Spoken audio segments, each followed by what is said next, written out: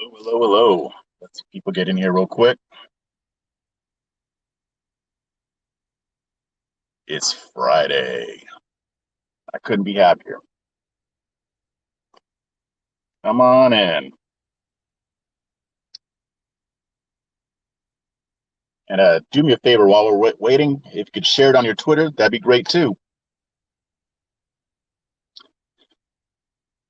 Want as many conservatives to see this video as possible because I've got to correct some stuff here. There's some stuff going on the right yet again. So I'm coming at you. So it won't be too long.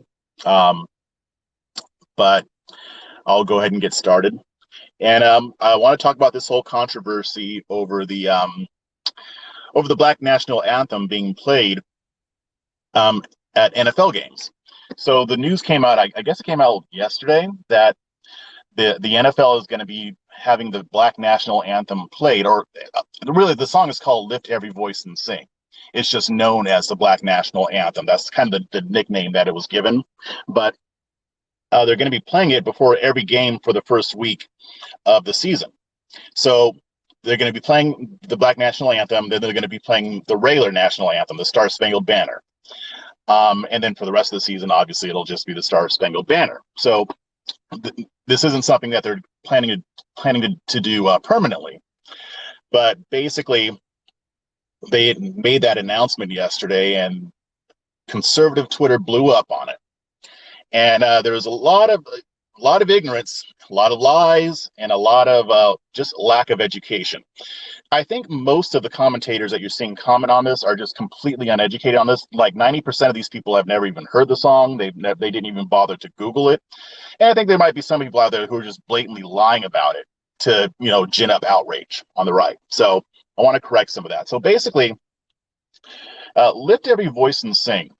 All right, Felicia, I see. Conservative Twitter is a cesspool of blundering idiots. Yeah, we got a lot of that too, unfortunately. But basically, there's this big hoopla over the Black National Anthem. I mean, before I get into it, I'll just let you know that so the arguments are basically that it's divisive, that playing it is divisive, and that there should only be one national anthem, and that there shouldn't be a national anthem for one race of Americans. And that's what they believe it is because they don't know what they're talking about. So just to give you a little story, actually, when I was younger, about going into junior high, so between 6th and 7th grade, for about 6 months, I went to an all-black private school called Marcus Garvey in LA, and I really enjoyed my experience there as far as what I learned. And I wish I could have gone there longer, but it was basically a school. This school was all black, like I said. This school was so black that we didn't call our teacher Mr. and Mrs. We called them brother and sister. Like my math teacher was Brother Green, not Mr. Green, Brother Green. That's how we had to refer to our teachers. So basically, this school, it taught all the normal subjects, right? But it also taught a lot about Black history. So I learned a lot more about Black history than I would have at a public school. Like at a public school, you're going to learn about Martin Luther King, Rosa Parks, and Harriet Tubman, which is all well and good. At this school, we learned about them, but we also learned about George Washington Carver, Benjamin Banneker, Ralph S. Bunche, Garrett Morgan, Sojourner Truth, a lot of the other important Black figures in American history.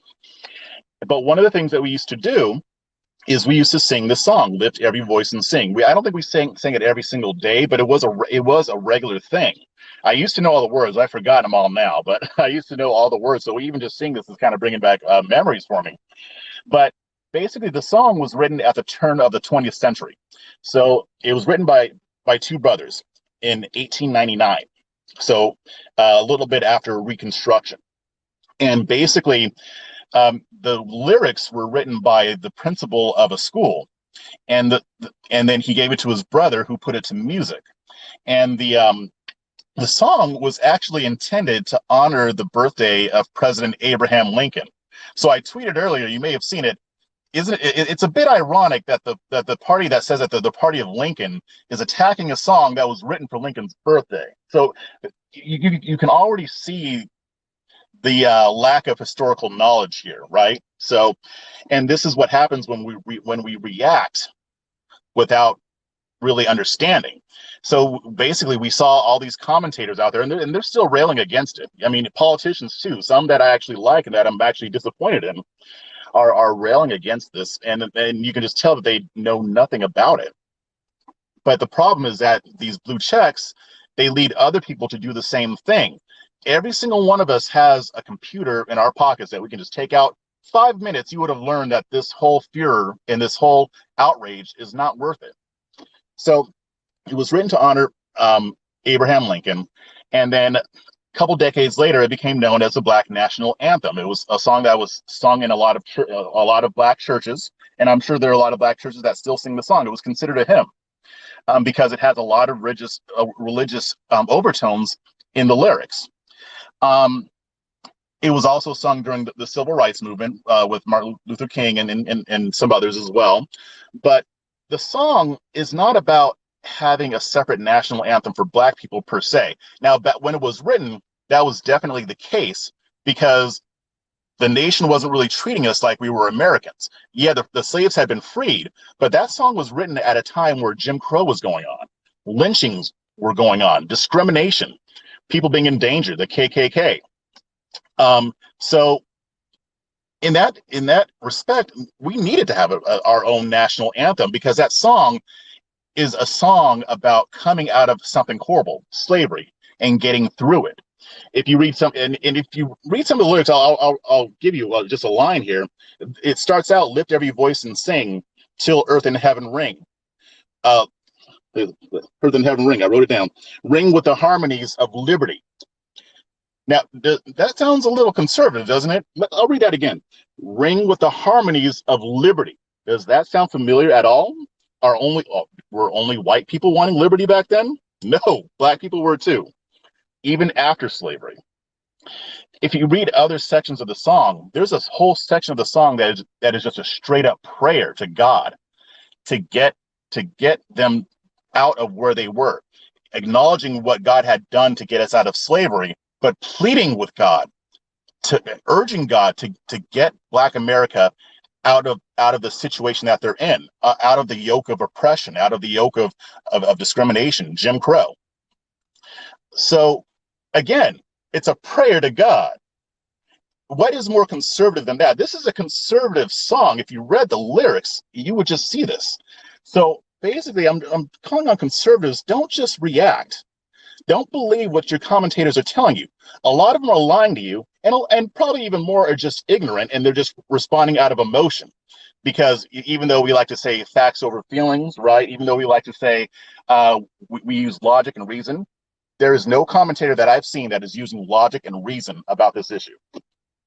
So it's not about having a separate anthem from the rest of the country, especially in today's day and age, because we've moved past a lot of those things. Yes, there are still issues. I'm not denying that. But now it's a reflection of history. It's a part of Black history, which means it's a part of American history. And the thing is, this song reflects what America was doing to Black people, and it's reflecting what Black people were trying to do to get past it. But it also reflects America struggling with itself. America was struggling with its conscience. And Black people were the ones reminding them, hey, you're not living up to the ideals upon which this nation was founded. So this song also represents America coming to terms with what it had done, and that it wasn't living up to the values that were laid out in the Declaration of Independence and in the Constitution. Give me a second. So it is a Black history song, but it's also about American history as well. Now, when this whole thing first came out, I was all ready to criticize the NFL because they are pandering. I don't believe that they're really sincere about this at all. Maybe I'm too skeptical. I'm sure there are people in that organization that care, but overall, the NFL is just doing what other corporations are doing. They're virtue signaling for dollars. It's the same thing as like with the Dixie Chicks, what they did when they dropped Dixie from their name. That's not really going to affect change. You're just doing it to pander. You're just doing it to feel good and to make others feel good. So I do think that the NFL, that's what their motivation is. But to me, the reaction to that was worse than their pandering, because their pandering, in the end, it's not harmful. if they really wanted to help black people, they should be doing more. And I've seen people on the left criticizing the NFL for that. Jamel Hill, she's like, oh yeah, so you'll give us our black national anthem, but you're not going to do anything more than that, right? And and it's up to them what they do and what they don't do. But still, I mean, it just comes off as disingenuous. That being said, I don't really have an issue with the song being sung. Now, if they were trying to replace the national anthem or do other stuff, then I'd be like, okay, that's a little much. But having the black national anthem played for the first week of the season is not a big deal. I don't care. I mean, I don't even watch NFL, but even if I did, I wouldn't care. It's not a big deal. And the way that we're reacting to this on the right is making us look ridiculous, because people who are moderates and people who are on the left, especially black people, they know the history of that song. So they know that the way people are reacting is way overblown, way overdone, and it reflects a distinct lack of knowledge and a lack. It's really a lack of having the willingness to actually learn something. Like, if you want to learn about something, you should look it up.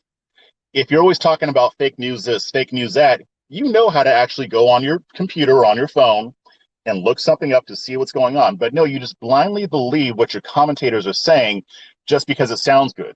This isn't about having segregation. The song is against segregation, really, but it's not promoting separate but equal. There's nothing segregationist about it.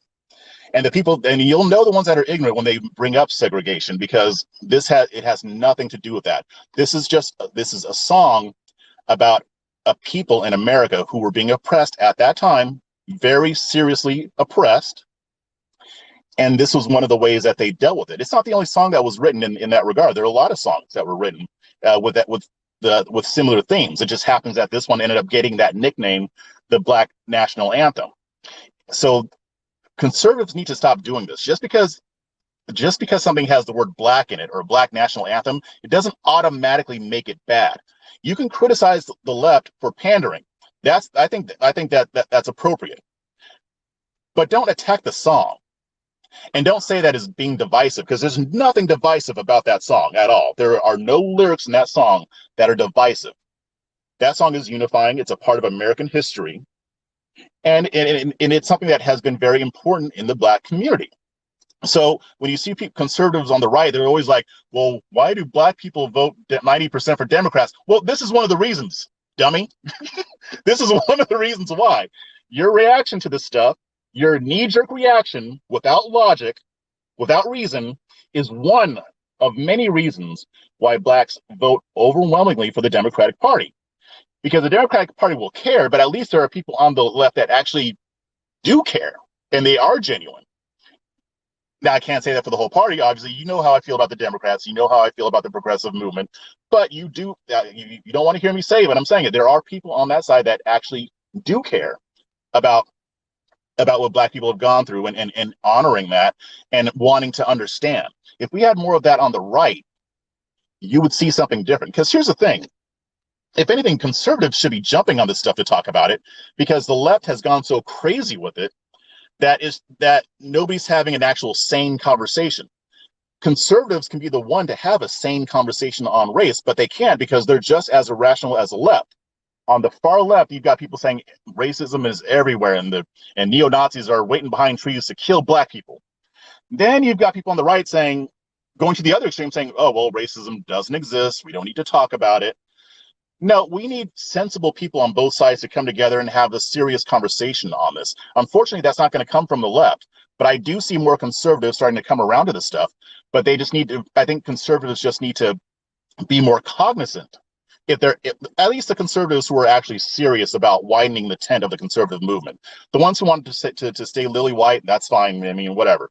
But for the ones who actually take this seriously, we need to be cognizant of how our media manipulates us as well.